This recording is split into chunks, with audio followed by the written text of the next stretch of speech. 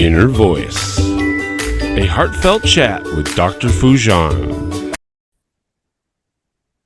Welcome to Inner Voice, a heartfelt chat podcast. I'm your host, Dr. Foojan Zeine, a psychotherapist and author and the creator of the Awareness Integration Theory. So thrilled to have you join me today for what I promise to be not only an insightful discussion, but a learning for all of us, and hopefully an information that would inspire us, motivate us to help, to do something within our own environment. In this episode, I talked to Erin Williamson. She's a licensed social worker and is the Chief Program and Strategy Officer at Love 146 organization. She leads efforts to prevent child trafficking and exploitation. With over 20 years of experience in social services and child protection, Erin has developed trauma-informed programs that have reached thousands of vulnerable youth across the U.S. She's also a parent, advocate, and an expert in human trafficking prevention and survivor care. In 2014, Erin was hired by Love 146 to build a survivor care program in Connecticut. Starting as a single staff member, the program now has over 20 staff and serves over 125 to 150 youth annually. Erin oversees all U.S.-based programs, including a prevention education initiative implemented in over 30 states. Her leadership has expanded Love 146's reach, focusing on trauma-informed care and addressing the complex needs of youth through the healing power of relationships and community support. Committed to bringing her on-the-ground knowledge to impact system change, Erin has served on several state and national policy advocacy committees, including the Connecticut Trafficking in Person Council and the U.S. Department of Health and Human Service National Advisory Committee on the Sex Trafficking of Children and Youth. Locally, she contributes as a Board of Education member in Woodbridge, Connecticut. You can get more information about these programs at love146.org. Some of you might think this is not happening in the back corners of your own city. I promise you, if you start looking, it's amazing. It's everywhere. It's not just overseas. It's here, probably somewhere even close to you. So the more you know, the more you could educate yourself, the more you could bring education to your community in all the ways, and even into your own home. If you have a youth, if you have someone that's a young adult or a teenager, the way that you could learn how to educate them. Because sometimes they might have friends that they know about, that they can support somehow. So this is a serious matter, and I hope that you take it seriously into your heart and learn more about this. I learned a lot from her, and I hope that you do as well. Now, be sure to subscribe to my podcast, my YouTube channel, and connect with me through my website, FoojanZeine.com, or any of my social media. Please go to Foojan app. And, we have an AI companion for you that only responds from the awareness integration theory for you. And you can ask questions and she'll answer you. And we have guided journaling in 32 areas of life where you can really look, reflect, learn skills, and create fulfillment for yourself in your life and everyone around you. So love to hear from you. Share thoughts with me, because I want to know, and I want to make this better and better every time you listen to this podcast. Now, without further ado, here's Erin Williamson. Listen up if you want to promote your personal growth and self-awareness. I found the Foojan app last month, and I have been absolutely loving it. I personally have never learned guided meditation, but thanks to this app, I now have learned incredible tools for my own stress relief and emotional self-awareness. Not to mention, there are self-evaluation tools and professional coaching available to utilize however your journey to self-discovery takes you. Join Foojan today and redefine your life one step at a time. Intentional Parenting, a practical guide to awareness integration theory, written by Dr. Jafari, Dr. Foojan Zeine, and Dr. Manoukian, 3 experts in human development, is your step-by-step guide to raising a healthy child prepared for a culturally integrated world. You're supported in parenting infants to adolescents using the latest evidence-based scientific research on parenting. Order your copy on Amazon now. It is so nice to have you, Erin Williamson, with us from Love 146. I was just, before I came on the show, I was watching the video about how Love 146 got started. And it is so heart-wrenching and heartwarming all at the same time. So thank you for all that you do, and what got you there, and what got you to want to bring your world and what you had and your love, your background as a social worker, your commitment to this type of a work. So if you could explain a little bit about Love 146 and what got you there. Absolutely. Thank you so much for having me. So, yeah, Love 146 works with children and youth who've experienced human trafficking. And we have programs overseas as well as here in the United States. And I myself have also worked both overseas and here where I'm based in the United States. And I think what really has kind of compelled me on this journey and really has driven my work at Love 146 is that early on, in my career, actually, when I was studying abroad, I became very aware of how many children were living on the streets. And at that point, I was in Kenya and really became aware that especially for the girls, one of the ways that they kind of stayed safe was to group themselves into a group of girls with an individual who would really basically sell them for sex in order to provide them security and protection. And really was stunned by that coming from the United States. And then after I graduated, went and also worked with street children in Mexico. And like many people who work in this field or who become aware of this issue, first initially thought it happened only over there, right? This is something that happens in other countries. This is something that happens there. And as I really delved into the issue and became more astute and started learning, I really realized how much trafficking there was also here in the United States. And as somebody who also has a background in mental health services, I'm a licensed clinical social worker, really wanted to make sure, how do we make sure that the services we're providing are effective, right? There were many people when I first started in the early 2000s who we were young ourselves, out of school, we were doing the best we thought by the youth that we were serving. But we've really, over the years, grown to develop a program that's actually now being rigorously evaluated for outcomes with that belief that we have to make sure that the services that we're providing to children, especially mental health services, are impactful and effective. Beautiful. I know that I was listening to one of your interviews, and you brought an amazing conversation about a lot of times, when we're looking at trafficking, we go toward the law and say the law has to change and these are the things. But then you were also bringing, yes, that has to be done, but that's kind of at the end of the game. And how can we have some preventive measures?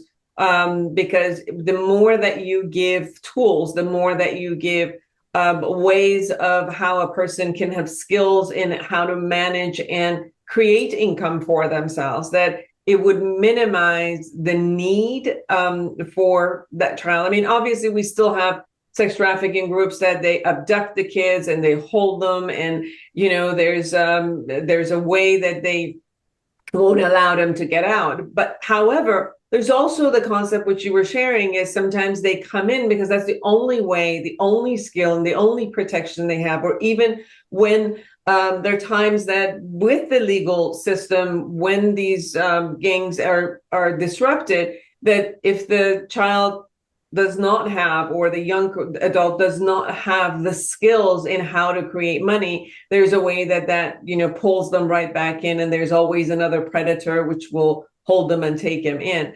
So your program and what you shared was about how to bring these type of systems which could create prevention. Can you share a little bit about that, please? Sure. Yeah. We really do believe in prevention at Love 146. Kind of our vision is a world without trafficking and exploitation. And you're right, we're not going to get there by simply providing services after exploitation has already occurred. We have to focus on prevention. And when we think of prevention, I think there's a lot of different ways to do it, right? There are the systems and structures that make certain individuals more at risk, right? If you are struggling to have your basic needs met, to get food, to ensure you have a safe shelter to live in, right? That's a vulnerability that traffickers can take advantage of for sure. And they oftentimes do. Traffickers do prey, for example, on homeless youth.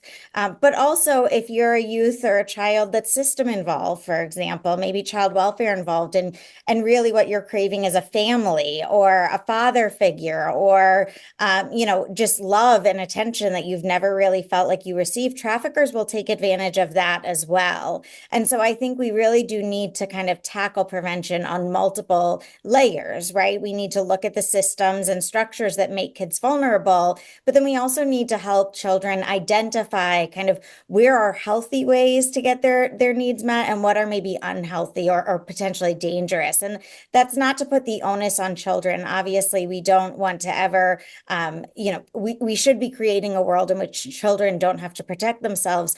But the reality is that there are people out there that want to take advantage of our children. And so we want to make sure that they have the information and skills so that if there are red flags, if something is happening in a relationship, that they're able to say, this seems off. And I remember being told, or I remember somebody saying once, kind of trust that gut instinct. And, many of the kids that we work with, trafficking is something that actually happens to them after many other things have already happened to them, right? They might have already experienced sexual abuse at home, or they may have already experienced, an incarcerated family member or system involvement. And so again, it's also about teaching kids, positive coping strategies, right? How do you, when you're feeling that anxiety, when you're feeling that frustration, maybe when you're feeling a desire to run away, what are other things that you can do that will be less risky and put yourself at less risk for potential harm? And so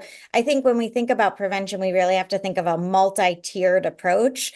And I would be remiss if I didn't say that, I think some of the laws do need to change, right? I think that social media has been, there's very little regulation around social media. Traffickers have really exploited lack of regulation around social media to reach, hundreds and thousands of children. And really, when you think about grooming in person, a trafficker usually can only approach one child at a time, whereas on social media, you can approach 50, 100 kids on time, and you just need a couple of them to kind of take that bait for you to begin grooming them and seeing how far you can push that youth. Mm-hmm. So when you, since you have worked both in the United States and across the world, how do you see the distinct differences between some of these manipulation techniques or the way that they come in, and what is based on the differences? What kind of preventive support do you and your organization offer? Yeah. So, some of it's very much the same, right? With basic needs, for example, kids need food no matter what country they're in. Kids need shelter and love, even kind of those non-hard, tangible things, love, attention, care. They need that no matter what country they're in. And so if that's something that's missing in a child's life, providing that, meeting those gaps really is a preventative measure. That's not only prevention to human trafficking, but prevention to a lot of other things that can happen to a child that's kind of looking for their basic needs to be met. And so that can be really important. I do think, though, that sometimes what we see in terms of recruitment and grooming, that can be different based on the country that you're living in. For example, many of our children in the United States, there is not a desire to go to another country in search of a better life, right? Many of our children who are from the United States are also exploited in the the United States. Whereas we do see a lot of children who are coming across the border, especially unaccompanied children, at really high risk for trafficking, right? Because they're coming, especially by themselves. They're looking for some sort of guidance. Oftentimes they can have an adult who promises to help them, support them, guide them. Sometimes you'll have smuggling situations that will then become trafficking, where initially there was an agreement between that child or that child's parents and the smuggler.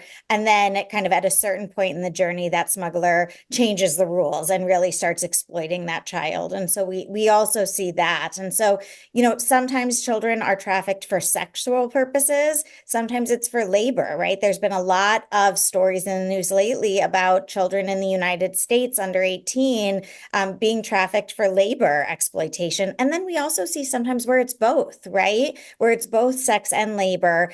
And again, a lot of it is also the narrative that the traffickers tell these children, right? Very rarely is a child physically detained. We sometimes see that, but way more often we see traffickers saying to children, oh, the police will never believe you. No one's going to do anything about it. All they'll ever think of you is that you're, this, and they'll use an explicit word, a whore, or, whatever they're going to use to that child to kind of name them or they'll blackmail them, right? I will share these photos. I will tell your parents I have someone in your home country or whatever it is. And so we oftentimes see a mixture of kind of that Stockholm syndrome. You need me. You can't do anything without me. And also that threatening of, if you even try to leave, these are all the negative repercussions that will come to you. And unfortunately, sometimes, what the traffickers tell children will happen does happen, right? Unfortunately, we do sometimes see that when children disclose their trafficking, that they're not met with kind of a warm reception or an understanding that this was not their fault, right? And so that reinforces that narrative of, this is all I ever am, this is all I ever will be. And so again, you see that cyclical nature sometimes, where children who will kind of have figured out how to get themselves out of the situation, or will have somebody else will help them out of that situation, will then re-enter because some of what that trafficker has told them will happen is coming true. And therefore they believe everything that trafficker has told them in terms of their value and their worth and their potential future. Yes. Now you also have a huge request for this, right? I mean, obviously in the news, we keep hearing that very, very wealthy people are requesting this type of services, so that there's a unique business angle through this that keeps feeding it, even feeding it from people who are very reputable in the society. We hear later on, after they've been incarcerated for child trafficking, and you're shocked about why would that even be a problem, and yet you see that it is. So in a system, as you say, where there's a desire and a business for it from a couple of angles, and the products are children who are needy at that moment. They need protection, they need to be fed, they need some family system. And as you say, sometimes the perpetrator is not necessarily the family, but the group together becomes such a family together that they sometimes even stay or even protect each other, because if they think that I'm running away or I'm going, whether I get killed or not, that I'm possibly, I figured out the game and I'm just gonna, protect the ones that are coming. So how do you infiltrate into this whole system that it seems to feed itself, to be able to create some sort of health for these children? What are some of the systems for the preventions that our listeners are listening and saying, okay, I could support this kind of a prevention? What should I look for? And where is that some of these interventions could happen from different angles, right? One is the child itself, one is the system, one is, ways to be able to revert some of these angles of utilizing children as products to end. What are your thoughts and experience throughout these years? Yeah, so we do have a prevention curricula called Not a Number, and it's a 5-module curriculum that brings kids together that does really talk to them about kind of healthy relationships, grooming and recruitment tactics. It's really a skill-based curriculum that is designed to help kids both recognize unhealthy situations that they might find themselves in, and then also practice how they would respond so that it becomes more second nature. I will say that while many of the children that we work with might not be attending school regularly, although I will say some are, your straight A students that you would not suspect are being trafficked. Schools are kind of the number one place that children have identified as a potential system for intervention. Many of the children who have been surveyed or who we've served have said, I wish a teacher had kind of asked me more questions, or I feel like a guidance counselor could have noticed that I was absent at the same time or at the same period, or I was always coming in tired. And, and they assumed kind of that I was doing bad things, right? Maybe they assumed that I was delinquent or that I was engaging in bad behavior, that I was running away because, again, I was, whatever kind of story they have told themselves, when in reality, if that teacher, that counselor, that principal had approached me and asked me more questions, I probably would have eventually disclosed something, right? And a lot of kids do stay connected to school, even if they're only going once a week, twice a week, they're only going half days. I think sometimes we think, oh, well, let's focus in on the kids that are regularly attending school and really make sure. And sometimes we're, I think, too quick to write off the kids that are not attending or only partially attending. But I think those are opportunities for intervention. If instead of thinking, oh, well, they're only making it to school 2 days a week, ask yourself, gosh, why do they continue to come 2 days a week, right? What is happening here that makes them compelled to come? Because they probably know they're not doing well academically in your class. They probably know that they might not pass that year of classes, but they're still choosing to come. And so there is still this opportunity for intervention there that you have if you create a safe space.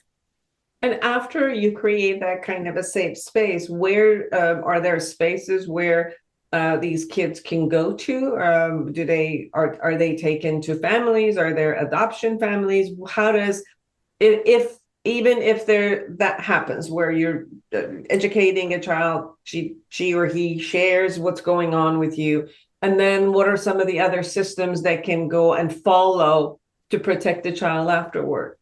Absolutely. And it somewhat depends on the situation, right? Sometimes we do have children that are being trafficked by their family members, and sometimes their family is not safe, and that child does need to be removed from that family for their safety. Sometimes that child is already system involved and is living with a foster family or in a group home setting and is being trafficked out of that foster family or that group home. And sometimes, that child is, and many times we find is living at home, is with their family, and their family's just not aware. Again, maybe their family has told their own internal narrative about why that child keeps running away or why. It is not uncommon for us to show up at a family's house and talk to them and have that parent say, something similar happened to me and I swore that wouldn't happen to my child, right? I experienced some sort of sexual violence and we also have the opposite, right? Sometimes we have parents who will say, I got over it, they should get over it, right? So sometimes we also have to work with parents and their own trauma that they've experienced and help them understand kind of their own trauma response to what their children have experienced. And so a lot of times our goal, especially if the parents are not part of the exploitation and or we're not aware of the exploitation, is to work with that parent to help them understand the dynamics of trafficking and help them navigate, again, if they're having their own trauma response, get them connected with their own services, but also them help to support them in navigating what has happened and what what that child needs to kind of get out of the situation that they're currently experiencing. And so we actually work with children long term.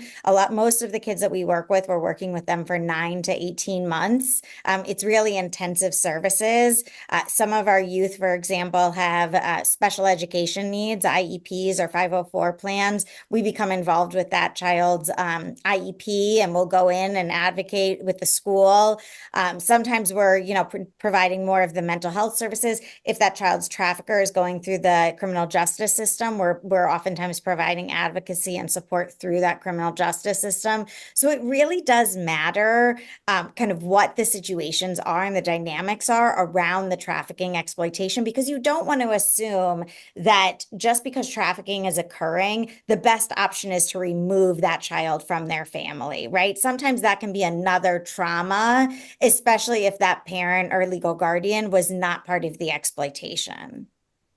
I worked with a couple of organizations that were foster care. We were training foster parents and working also with biological parents to go through, and some of them were going through the court system to have the ability to get their children back.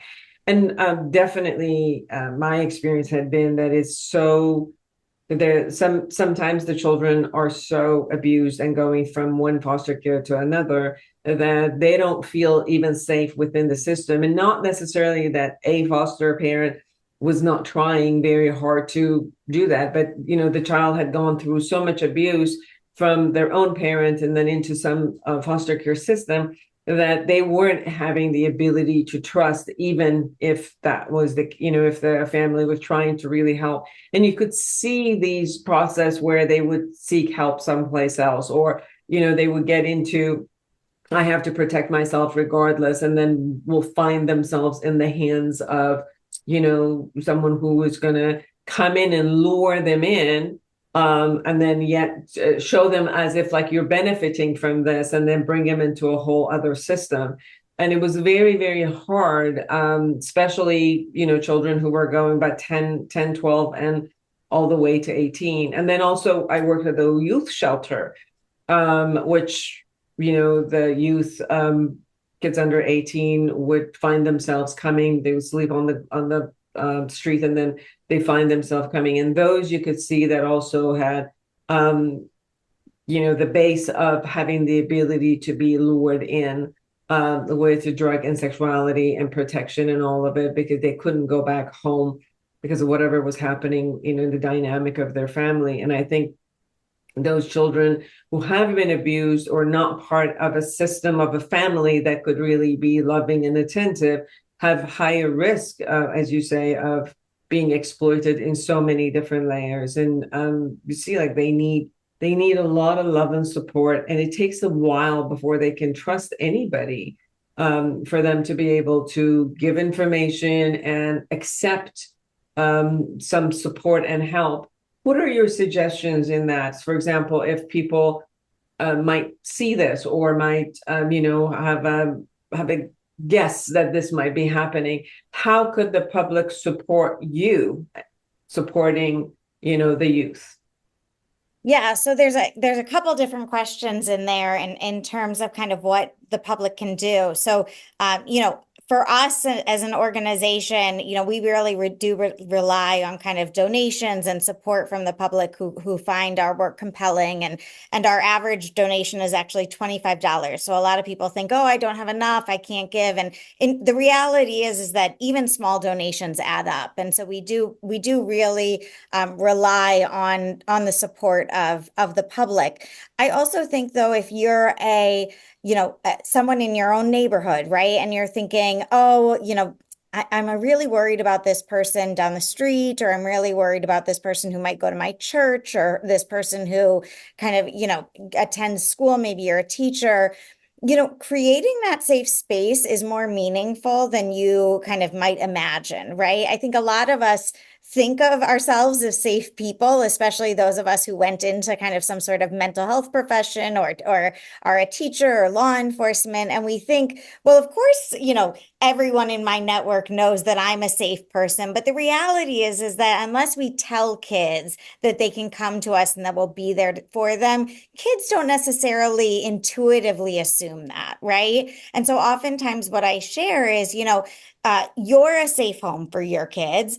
But you don't know, some of your kids might have friends that don't come from safe homes. So even saying to your own kids' friends when they're over, hey, I just want you guys to know that like we really care about you in this household. And if any of you guys ever need anything, if you ever, want to talk to someone, we're here for you. You don't have to make it a huge deal. You don't have to repeat it over and over and over and make it kind of awkward, but you can put it out there in kind of a throw it out there every once in a while. And for that kid who really needs it, they may come and talk to you about it. They may come and disclose, but you also might be supporting them in a way you'll never know, right? Maybe they just always knew that, Miss Smith down the road was someone that I felt safe with, someone that I felt I could go to. And many of the youth that we do work with will note when they had kind of that safe adult, and the importance that adult played that role. The other thing I want to mention is that you talked about foster parents and, kind of that idea of, sometimes, even if you're kind of giving that child love, it can still be really challenging. And I do think that that's really a hard reality for many foster parents, right? Where you come into it with such an open heart, such a warm heart of wanting to welcome a child into your home. And I don't think that we as a society do enough of a job educating about the importance of what happens in the womb, what happens in birth to two. Like those really are things that have lifelong impact. And so, you might adopt a child at 2 years old and show that child amazing love and affection. But if something happened to that child before two, if they felt unsafe, if they learned because of what was happening around them that the world was unsafe, you will see that come out later in life in various ways. And as oftentimes we'll have children, especially children who have maybe bounced around the foster care system a while, they will say, it's too much pressure. I go to a new foster placement and they're so nice and they're so kind and they just want to be so helpful sometimes. And it's too much pressure and I don't want to disappoint them. And so that's what causes me to run. And so sometimes kids actually are trying to protect you or are worried that they're going to disappoint you. And so, I think there's no right way or wrong way to do this other than really open communication and really asking questions and allowing that child to share what they are comfortable sharing and saying, I'm here if you ever want to talk about more.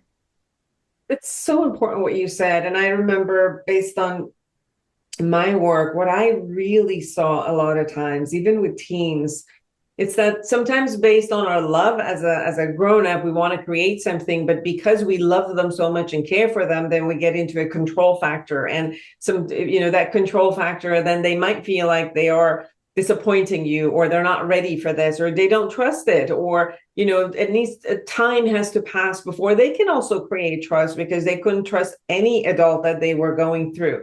And what I also saw was, if you are giving the message of love, you are coming with the act of love, but there's no restraint around it. And it's like, that my door is open, that my heart is open, that I will always listen. And that if you tell me what your needs are, the best of my capacity and capability, I'll tell you exactly what I can do and what I cannot do.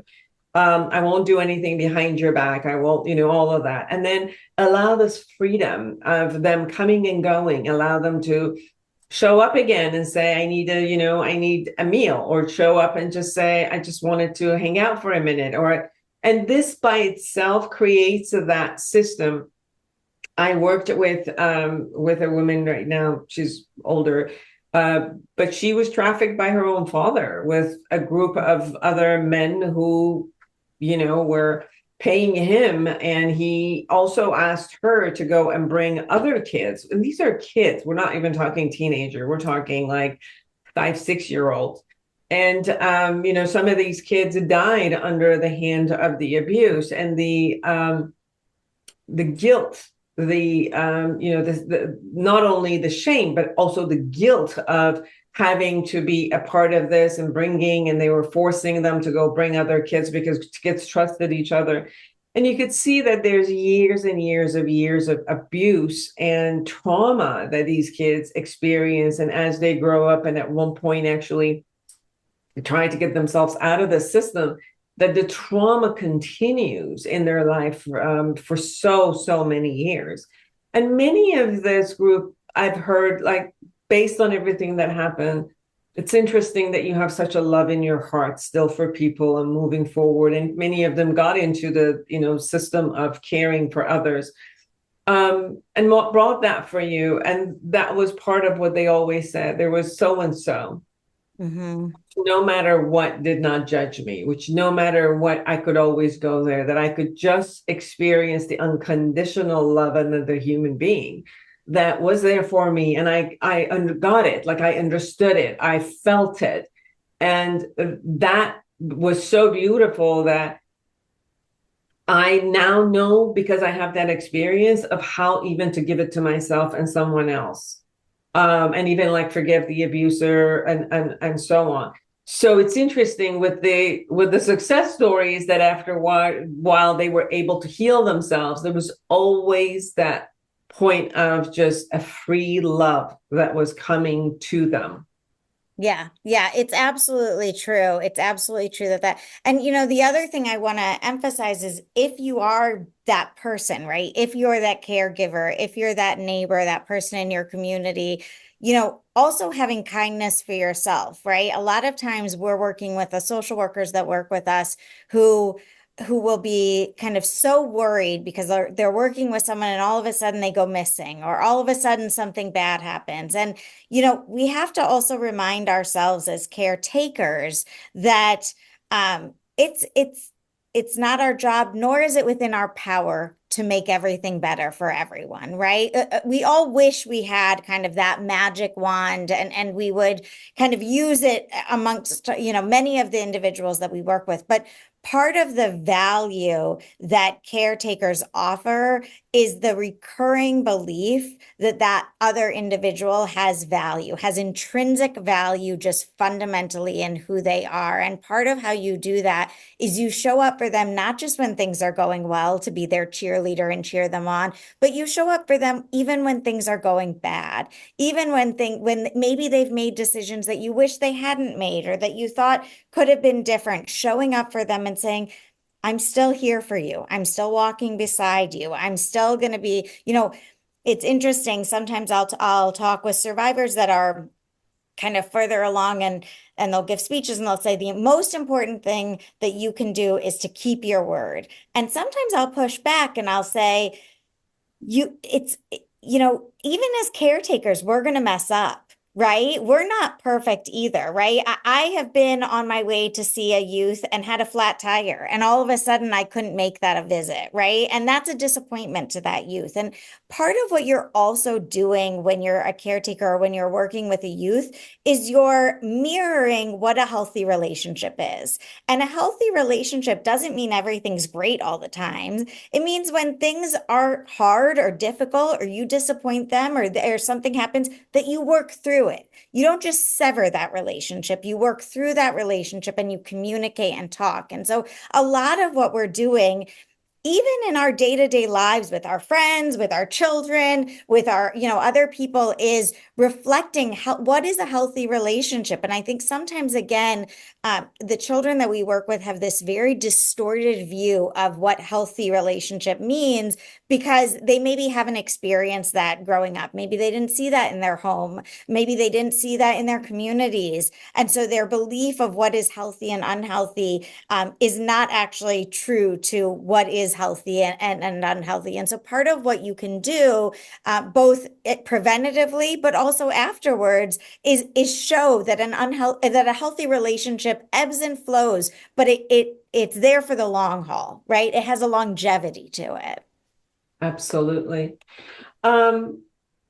Only for a couple of minutes left. What is it that we haven't shared that we really, really want everybody to know and how they could support you? So one way is obviously to support love146.org. Go over there to .org and really check out and what are the ways that financially they could support you.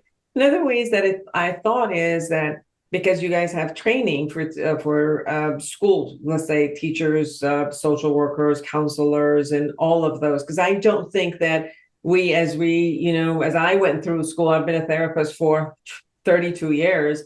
This wasn't, although we work a lot with trauma, but this wasn't part of what we learned. I learned a lot because obviously I was working in, foster care systems, and many of those systems open these conversations. But most people, even counselors, are not necessarily trained in this. So part of what we could do is also bring you into teaching, training the teachers, the counselors, the principals of those schools, even parents which might not know, their teen are behaving in a particular way and they don't know what to do. And, to bring that type of a healthy communication and a healthy relationship. Because some of the times, even if a parent does not know, but if they share it with their own child, their teen might be privy to knowing one of their best friends, this is what's going on with them. They got hooked based on the social media and somebody's manipulating one of their best friends and they hush. They don't want to tell their parents and they don't want to tell anybody. But this type of education really helps from like a 360 angle from all around for us to be able to support. How else? What else? So on our website, if you go to love146.org, there's also on the top, there's a banner where you can sign up for a kind of a email series for parents specifically. And we designed this because we had a lot of parents asking us, when do I give my kid a cell phone? How do I talk to them about social media? What happens if I gave too much freedom and something goes wrong? And, we really do break down really practical ways to have these conversations and talk. And I think there's not enough resources with really practical guidance for parents and caregivers. So please sign up for that and share that. We do think that if parents become more comfortable and if we more normalize having these conversations, that in and of itself is a protective factor. I remember when my oldest child got a cell phone, me saying to him, if you're old enough to have a cell phone, you're old enough for us to have a really serious conversation about what you might come across when you are on your cell phone. And again, I think that there are these moments, these pivotal moments in life that kind of open themselves up to natural conversations, right? When they're younger, you can have conversations about, my body, my space. You can have conversations about how, as a family, we don't keep secrets. And if anybody asks you to keep a secret from your family, you tell them my family doesn't keep secrets. And then as they get older, you can have more age appropriate conversations in terms of, what does the internet have on it? What might they come across? One of the conversations I had recently with my child is you can never unsee something, right? So if you're looking at something at a video and you're wondering, should I, shouldn't I? I said, you swipe, because once you see it, you can't unsee it, right? And so having those type of conversations and prompting them so that they know what you expect and what they can do. Otherwise, some of our kids just freeze in those moments. But the reality is, if we're giving them access to the internet on a device that they carry with them, they are going to have individuals who they don't know approach them. They're going to be exposed to materials, and we have to prepare them for that. That's on us. I do wish we did more in school. I do wish there were laws that were more protective. And in the meantime, us as parents, as caregivers, as adults in communities, we have a moral obligation, I think, to lean in and make sure these kids have this information. Beautiful. And I know that where they can find you is love146.org. Absolutely. Absolutely. All my information is there. Beautiful. Thank you so much for spending the time coming in, doing what you do across the world. Thank you for everybody at Love 146. I think if anybody wants to know why the organization name is Love 146, can you share with us?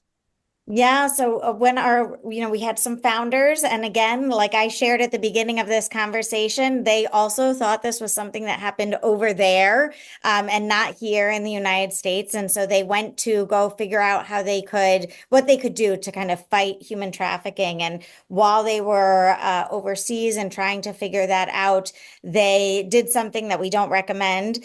But they ended up going undercover and into a brothel and being exposed to a number of children who were there being trafficked. And each child had a number attached to them.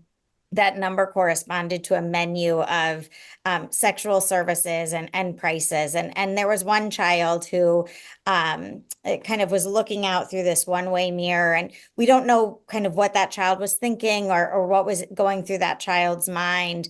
But a couple of weeks later, when enough information was given to law enforcement to do a raid on that brothel, unfortunately, someone must have tipped them off, and that all the children were missing. And that child's number was 146. And so our founders named the organization Love 146 as a reminder that, this isn't just about kind of a large issue. This is about individual children, and no child should be known for a number or a price tag. And we need to meet this issue with love. And it was beautiful hearing that he said in the interview that I went there to deal with an issue, and I found an eye of a human being looking at me, and that's definitely the case. Thank you so much for taking the time to be with us. Yeah, thank you for having me. I really appreciate it. Thank you for educating the world. And for all of you who are out there, create an amazing life for yourself and everyone around you with everything that you have. Take good care of yourself, and I'll see you again next week. Bye-bye.